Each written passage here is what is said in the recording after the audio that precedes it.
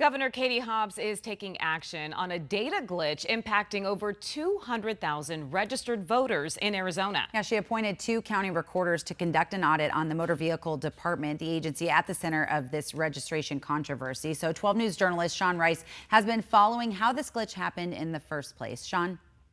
Yeah, elections officials tell us there are roughly 218,000 registered voters here in Arizona who do not have documented proof of citizenship on file. The Arizona Motor Vehicle Department will now have their internal systems audited by 2 county recorders in hopes of learning how it happened and also to ensure it doesn't happen again.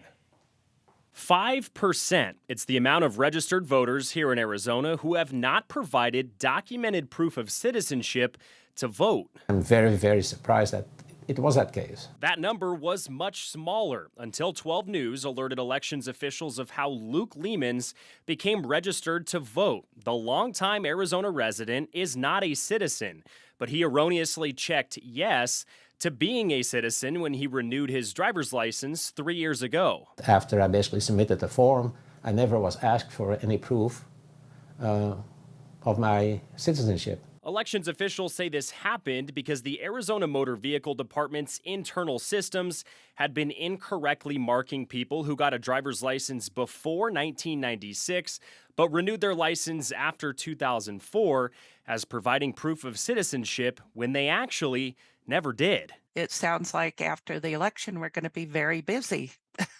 Coconino County Recorder Patty Hansen is joining a former Yuma County recorder in auditing the MVD systems after the November election. We did not know how motor vehicles worked system, and they didn't know how voter registration system worked.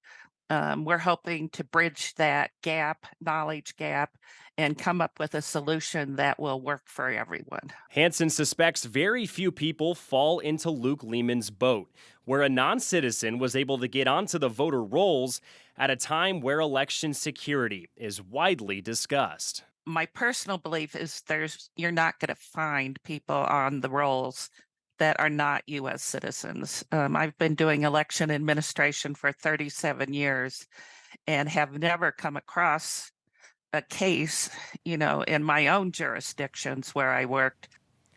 Now, a report on the findings by those 2 county recorders will be released at the end of January 2025. Now, as for the voters impacted by this data error, the Arizona Supreme Court has ruled that all 218,000 voters will be able to vote a full ballot in this year's elections. Multiple county recorders we've spoken with believe this is the best option to ensure that everyone has a voice in this, of course, very pivotal election. Sean Rice, 12 News.